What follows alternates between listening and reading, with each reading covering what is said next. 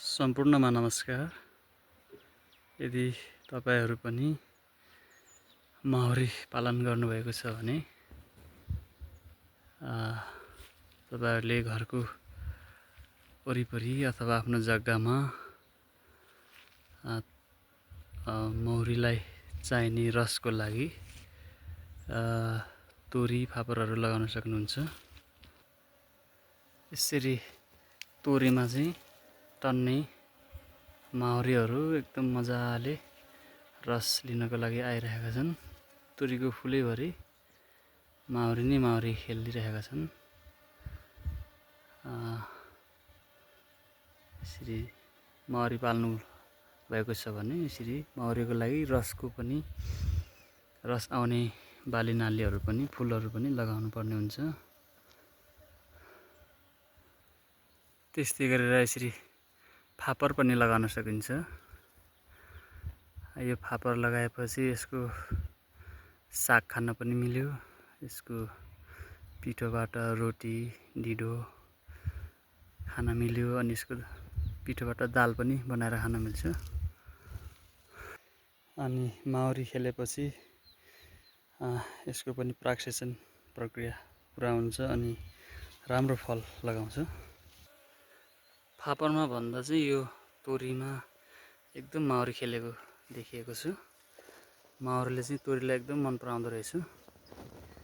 अनि माउरी यसरी खेलेपछि तोरीले पनि राम्रो फल्ने भयो अनि अर्ग्यानिक तोरीको तेल लगाउन पाइने भयो। तोरीको तेल खान पाइने भयो। माउरीलाई पनि हुने भयो। माउरीलाई रस पनि हुने भयो। मान्छेलाई तेल पनि हुने भयो। माउरीलाई रस भएपछि मह पनि हुने भयो। त्यस्तै गरी यो फुलाटको घाँसमा पनि माउरीहरू एकदमै चर्न आएको देखिन्छ। टन्नै माउरीहरू चाहिँ यो पाटाभरि नै यो फुलाटको घाँस छ अनि यो घाँसमा चाहिँ रस लिन माउरीहरू आएको देख्न सकिन्छ। यो फुलाटको घाँस चाहिँ हामीले आलु खनिसकेपछि अरू बाली लगाइएन भने यो अटोमेटिक उम्रन्छ। अनि माउरीको लागि पनि यो पनि एकदम राम्रो फुल भनौँ, राम्रो रसको भण्डार हुँदो रहेछ यसमा। किन भन्दा यसमा धेरै माउरीहरू खेलेको देख्न सकिन्छ।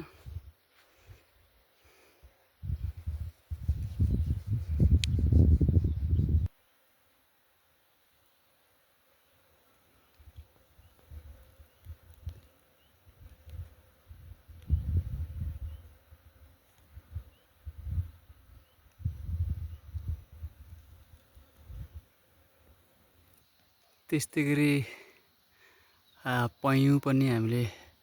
पयौँको रुख पनि हामीले लगाउन सकिन्छ। यो पयौँ चाहिँ फुल्न सुरु गरेको छ।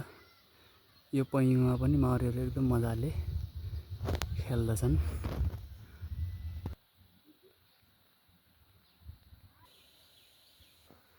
माउरीहरू यसरी मजाले खेल्न थालेका छन्। आधुनिक घरलाई चाहिँ यसरी जुटको बोराले बाँधेपछि न्यानो हुन्छ। अब जाडो सुरु हुन लागेको छ।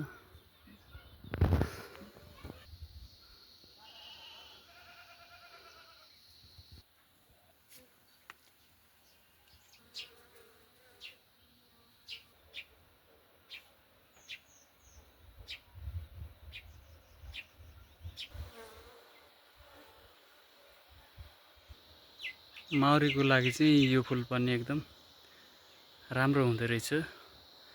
तपाईहरुले माउरी पालन गर्नुभएको छ भने यो फुल पनि लगाउन सकिन्छ। हेर्न पनि राम्रो अनि माउरीले पनि एकदम मन पराउँदो रहेछ। यसमा पनि टन्नै माउरीहरू खेल्न आउँछन्।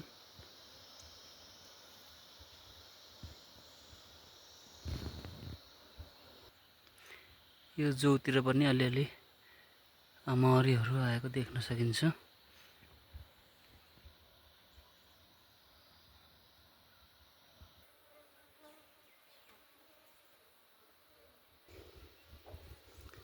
यहाँ चाहिँ क्विन गेट लगाएको अवस्था छ। अब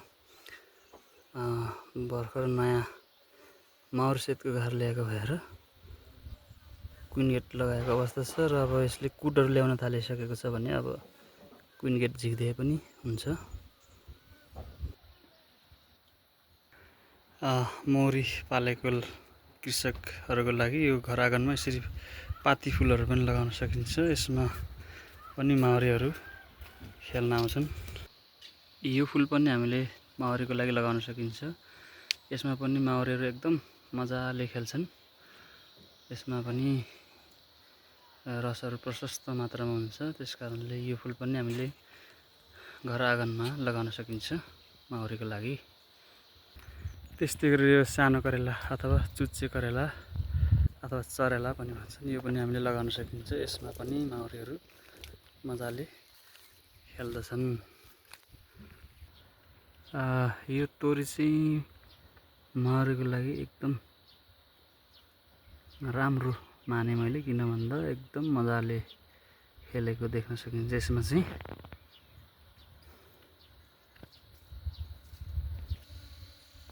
तपाईहरूले यो माउरीको आवाज पनि सुन्न सक्नुहुन्छ यहाँ चाहिँ, अनि देख्न पनि सक्नुहुन्छ। एकदम बढी मात्रामा चाहिँ माउरीहरू यसमा आएको देखिन्छ रस लिनको लागि, मह बनाउनको लागि अनि कुट बनाउनको लागि।